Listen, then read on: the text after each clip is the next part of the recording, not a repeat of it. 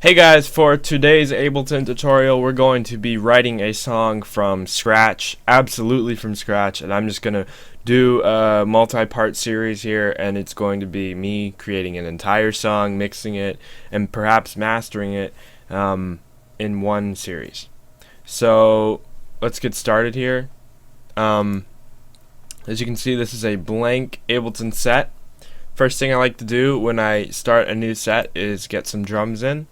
So let's drag in a drum rack, because I prefer to use a drum rack over samples. And that's what drum rack is for. There's many ways to do it though. Ableton has many ways to do everything, and it's good to learn different ways. The alternative to using a drum rack is to use an audio track for each one of your samples and align them like you would in, say, FL Studio or Pro Tools. Okay, so here we go. In the bottom left, you can see the drum rack here. It's every triggerable MIDI note. If I go on my MIDI keyboard, you can see where they are on here, and you can also play them on your real keyboard, as you can see right here. But what I'm going to do is drag in some samples. I'm not going to be using the Ableton stock samples, and for this series I'm probably going to be using X for Serum, or Transfer if you like to call it that. Probably either some Vengeance or some Black Octopus drum samples. F Expansion Decam Synth Squad Strobe. The Waves plugin bundle for mastering, and perhaps some isotope stuff too. So let's just get started. Let's go to the drums. And what I like to do when I first start out is drag in any old kick. We're going to change this later, just letting you know once we write the melody. But this is temporary, so we can build something to work off of. So let's grab a just any old kick. It's a little loud. Let me turn this down so you guys don't get that much of a feedback. Doesn't really matter, we just want a kick. Let's just get a basic hi-hat. This may stay or may not. And then let's grab a snare drum, or actually let's do a clap.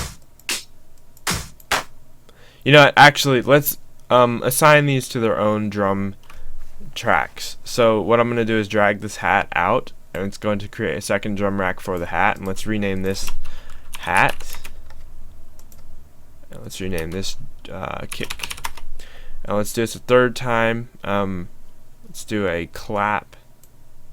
Let's drag it out rather than dragging in a new drum rack every time. We're gonna name this clap, and that's completely temporary. We're going to be working on a clap here. Let's grab a couple smaller claps like this, like this.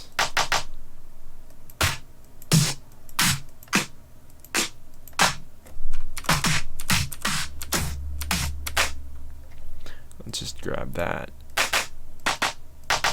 and let's just take the best out of all three. A little bit too much tail on that one. And what I'm going to do is compile the three together. So now that we have the three main elements of a, like I say, a house loop, let's actually put some MIDI in. So we're going to double click to open the MIDI window. I'm going to click on every 4. That's a 4 to the floor rhythm, like any house song. Let's minimize this here. Let's double click on the hat. Let's do one on every off note, on every off 8th note, and that's how we get this shuffled hat. We're going to double click on the clap, and for the clap we're going to do something different. We're going to be putting a clap on each one of the every other 4 counts. Well, every other first one's 4 counts, the second one is 8. So we're going to do that, and then we're going to shift the claps by turning the grid off. We're going to shift one of the claps forward. We're going to enable the headphones so we can hear what we're doing. I kind of want that one a little bit forward, and let's play it. Oops. Actually, that's fine. We want a little bit of analog to it, so we're going to kind of shift them out of whack. So some of them are different than others. Let's shift these ones a little bit forward as well. That's to create that squack that you hear in house music all the time.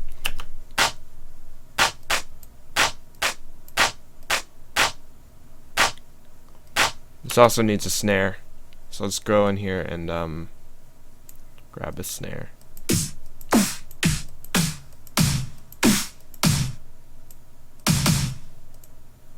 And let's take some EQ to that so we can eliminate some of that low end and give it a little bit of a high boost. We're going to put a note here, or I'm sorry, let's turn the grid back on so we can see what we're doing currently.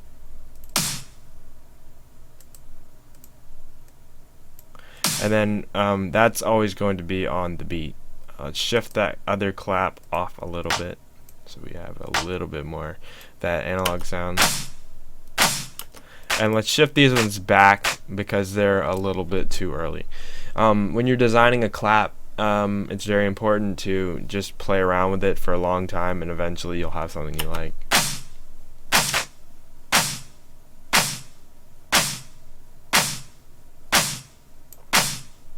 Okay, so now on the master bus of this this clap, as you can see right here, this is the this particular one for the snare. Right here is the one for the everything in that drum rack. Let's drag this here and let's eliminate all the low end because we don't need that in a clap. It's only going to cause mud. And let's see what we're looking at here. Let's eliminate a little bit of the mids. I'm just going to disable 3 and 4. 2, we can give a slight boost because that's where that snare is hitting. And let's give it a little bit of high-end crispness. Let's turn that down because it's a little loud so we aren't clipping, and we have a temporary clap. Okay, so now let's go to the hat and give that a play.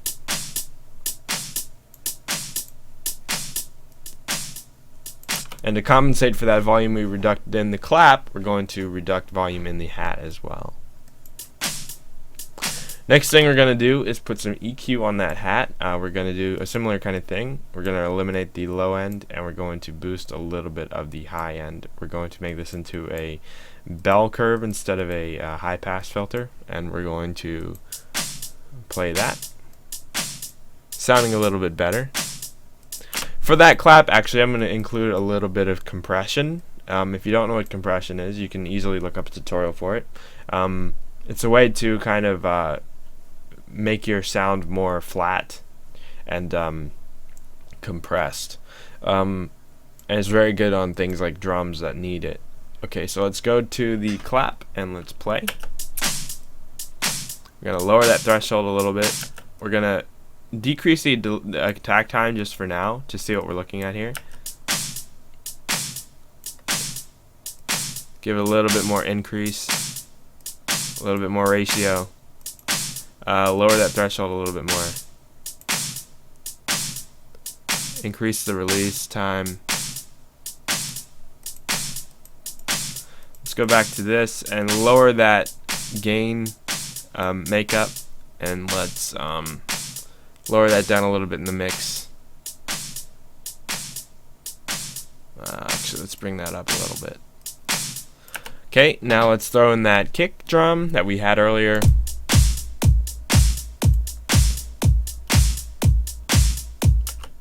And let's turn that tempo up to the signature 128.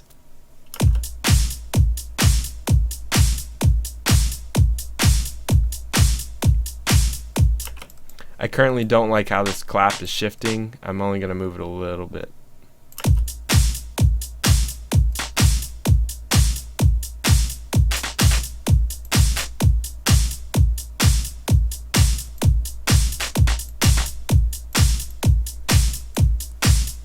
Okay, that's better. Let's work on a synth now. For that, we're going to use X for Serum, like I said earlier. And let's just go ahead and bust those drums together so we know that these are all drums. We're going to select them all and hit group. and drums. Let's color these pink so we know that they are drums. Everything pink. Cool. So we have the drum bus now, and let's work on the synth bus. So we're gonna name this bass, and let's just write out a simple bass line. I'm gonna turn this down 1 octave to start, and we're going to start here. Actually, let me leave this as default neutral, and let's turn down the octave on the MIDI keyboard. It just makes it easier if you want to transfer patches later. So let's double click here, and let's write out a nice bass line. Let's go for something kind of electro-esque. So let's do a note on every offbeat like the hi-hat was. And we're going to draw a note here. And let's hit the headphone button so we can hear what we're doing. Now let's hit play on that bass. Now from this stage, as you can see, I wrote all the notes in C. What we're going to do is we're going to replace that kick drum with that bass line note. So as you can see, the song is now in C, and we're going to tune that kick drum, but rather than tuning it, we're going to replace the sample with a kick in C. This is a kick in A, as it says, live kick A13. One thing I really like about the Black Octopus kits is that they label their samples by key, and they run them through a key scanner to just get them ready to use in the studio. So we're gonna use a C note. Just go through these real fast, and actually I don't like any of these C bass lines, so let's actually go to a different note. That is a sharp, and let's just scroll down and find A sharp if it exists. I don't believe it does, so let's just go to an A. And I believe that our kick was already an A. Yes. So we don't actually have to tune this if I was to leave it in A. But as you can hear, the kick and the bass are now working a lot better together. This is something that a lot of producers overlook. The kick drum is such a sine-based sound, and it carries a key with it. And a lot of people think it's just percussive, like a snare or a hat. But with a kick drum, you have to tune it to the song. Like when you hear a hip hop track or a trap track, and all of the bass, the kick drums kind of fade out like a boom. That's because, or that only sounds good because it's in key, and you have to apply that same mindset to most genres of music. So this is in A. The bass line's in A, and the kick is now in A. So let's let's get back into the melody here, and yeah. So now we know this is the bass track. Let's color this yellow, just because I like to stay organized, and you should as well. So let's go into Serum again, and we're going to work on a basic bass patch here. So let's hit play. What I'm going to do is enable a filter on that, and we're going to bring that all the way down. We're going to hit the envelope 2 because envelope 1 controls the native master amplitude of the synthesizer, and envelope 2 is unmapped. So we're going to drag that onto cutoff, and we're going to make a kind of a punchy envelope here, so that it's going to go full power and then fade directly down. It's kind of like a pluck, but with a bass line it sounds more like a punch. We're going to drag this cutoff a little bit down, so we're only going to get the mid frequencies, not that buzzy high end. It kind of defines the bass line a little bit more. And let's turn the resonance down, and let's see what we got from this point on. So let's give it a little bit more high end, and turn that modulation a little bit farther down.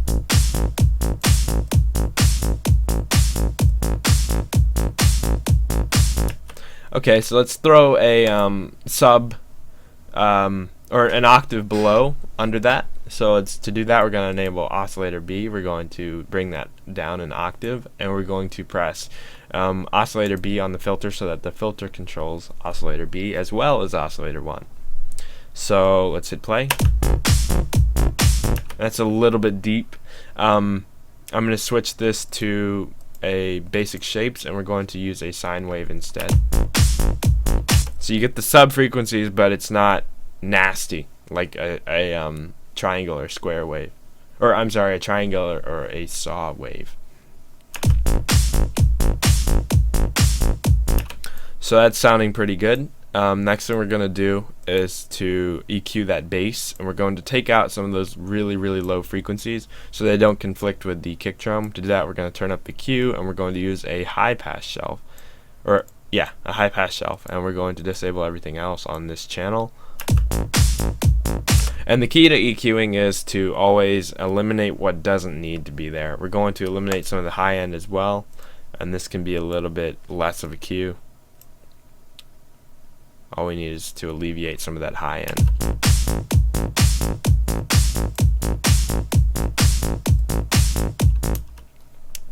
So let's add another MIDI track, and let's work on some chords for that. We're going to drag in Serum again, and let's do a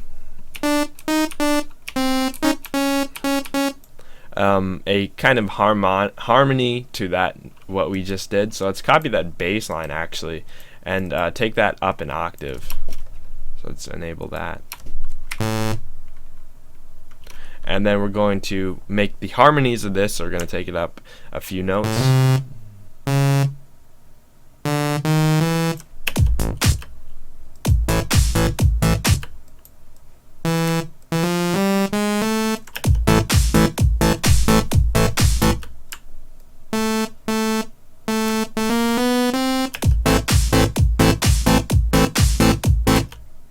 And let's get into the EQ again, and let's eliminate some of those low end frequencies so that we don't conflict with the bass line. So let's do this and drag up just like we did on the bass, but this time we're going to alleviate a lot more of them because we need to leave space for the bass as well as the kick drum. So we're going to hit play now.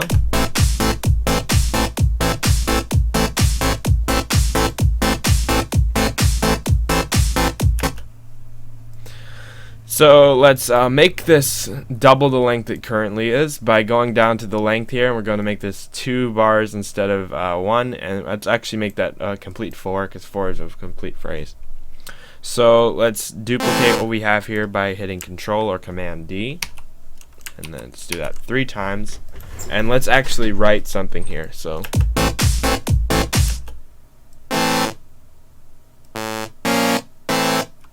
and let's just play around with the melody here.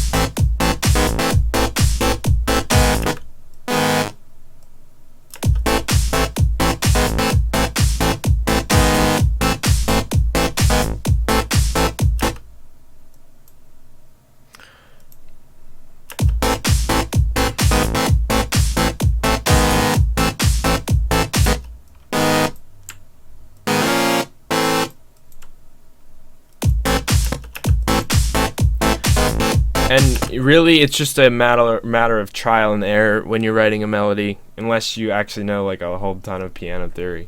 I'm just guessing currently. So let's just keep going here.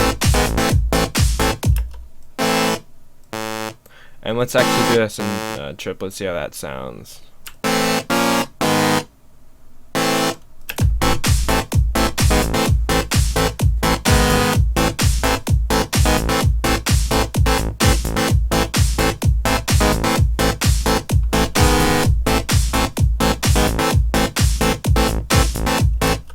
Okay, so let's make that into 8 measures, or I'm sorry, 8 bars long, and let's duplicate it again, and let's actually write a finisher on that line.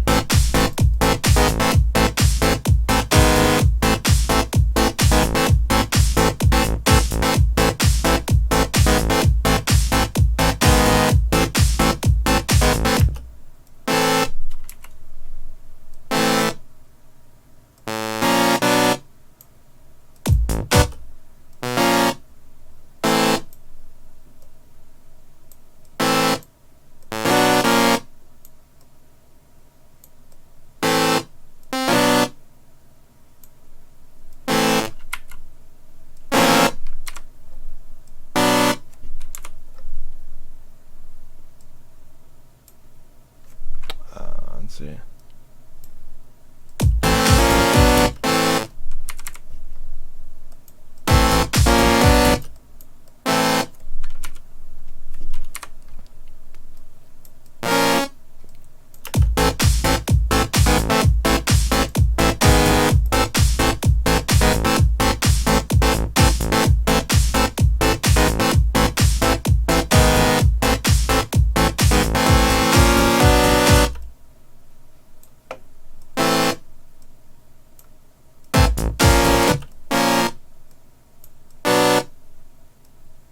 So we're just playing around with the note patterns here. Okay,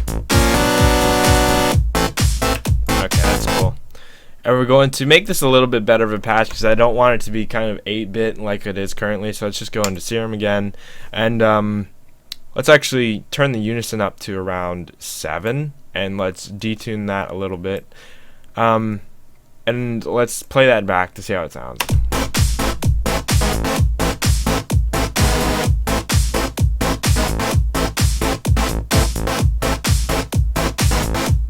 So as you can see over here in the master bus, we're clipping a little bit, so let's turn that serum down.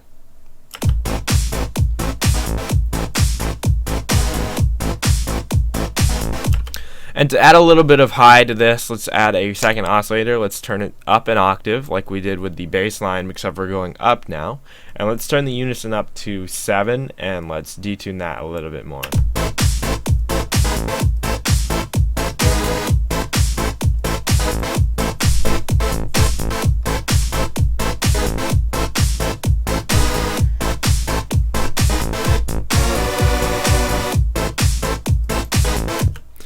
And with that last note, let's just make that longer. I think that'll be better.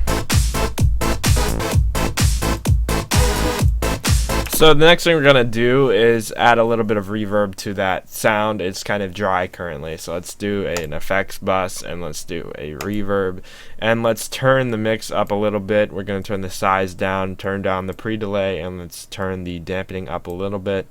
Probably a little bit of high cut and a little bit of low cut.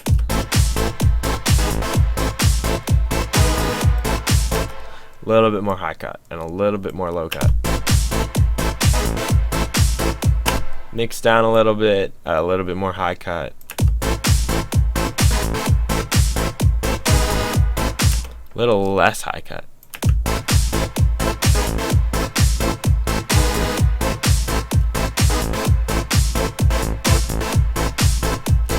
Turn the size down a little bit, and let's turn up the low cut.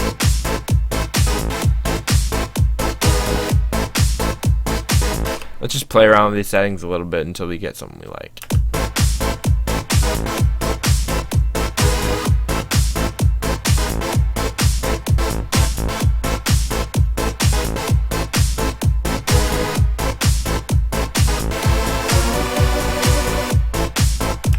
Let's turn that master down a little bit so we aren't clipping out of the serum gate.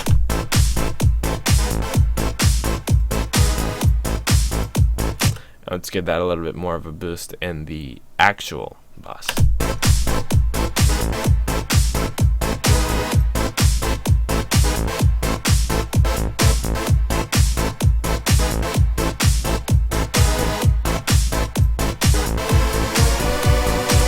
We're gonna name this, let's say, saw.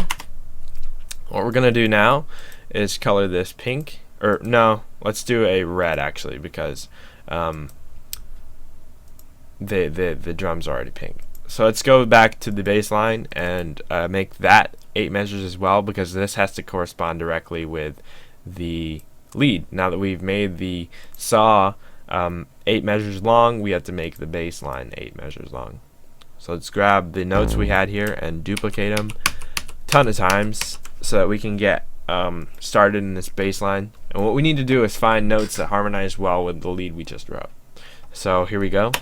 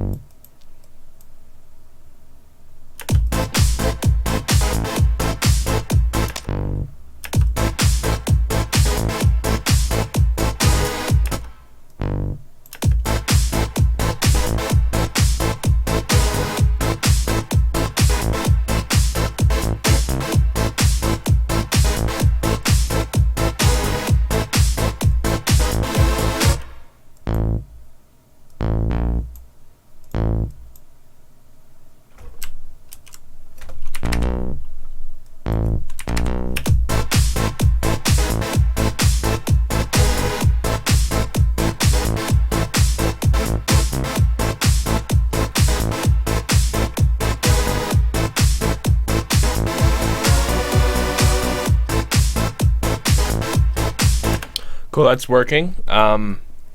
Let's actually write a lead here. So to do that, let's add another MIDI track. And now that we have the bass and the saw as red and yellow, let's do a green for the lead and name this lead. Let's do another instance of Serum. I'm gonna avoid strobe at all possible so I can save you guys having to get it, because it's a very unpopular synth. Okay, so here we are. We have the lead Serum in now, and we're going to, I think we're going to go for a more like portamento kind of sliding lead. So let's first of all, let's turn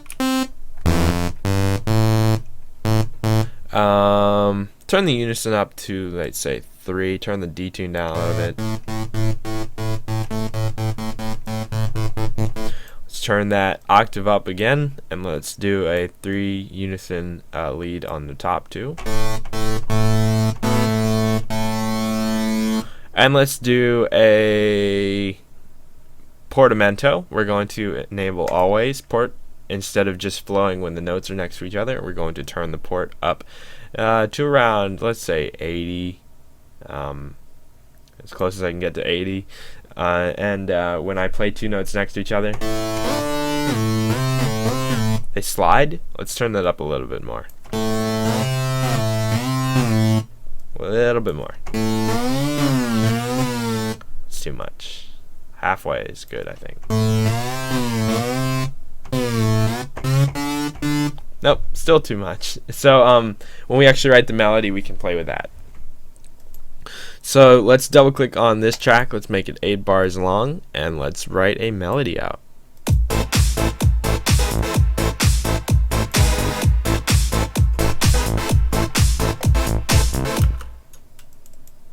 So first thing we're going to do is enable that headphone button like always, and let's do start with 16th notes. So we're going to go right here and select 16th, and let's actually just write out something.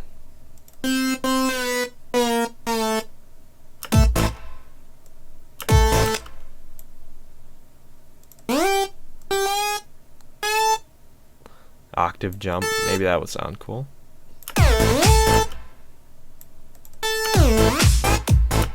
Yeah.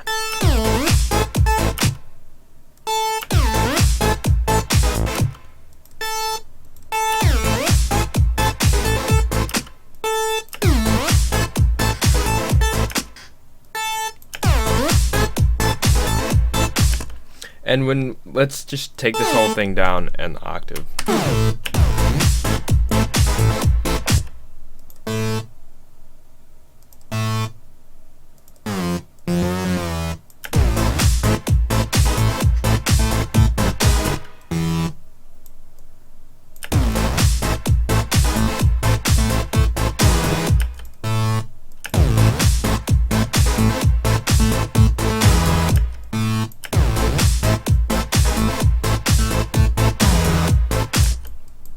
pretty rad. And let's do another bass note.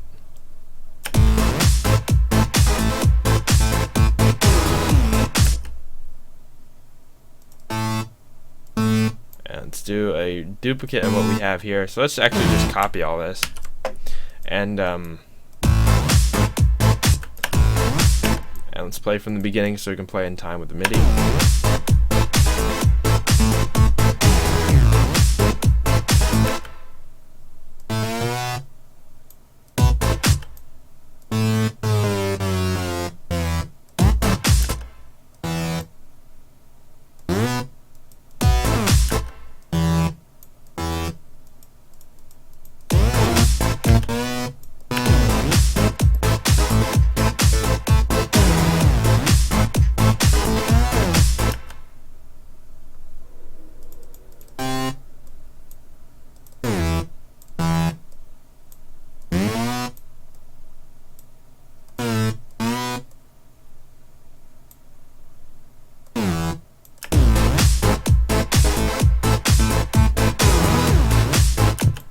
I kind of like that.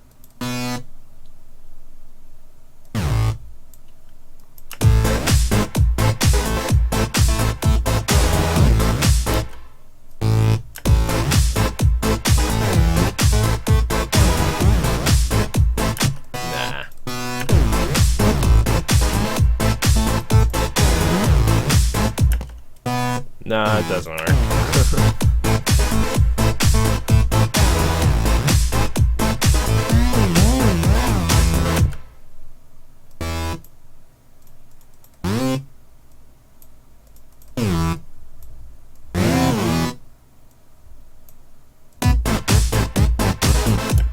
No.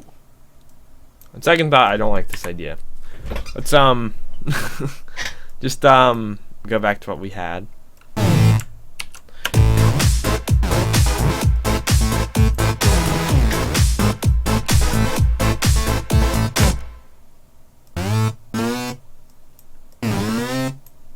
Let's do that.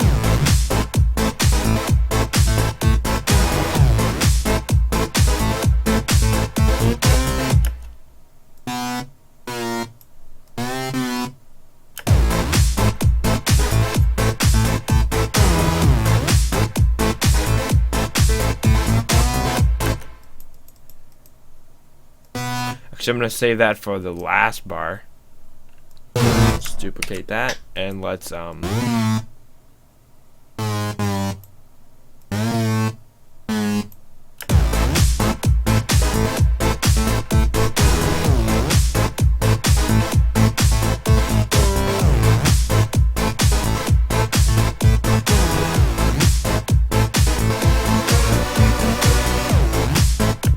cool, and let's just make sure everything's in rhythm here. Quantize, or that doesn't work. Quantize settings, and we're going to set it to 16th because we've been writing in 16th, and let's just quantize everything.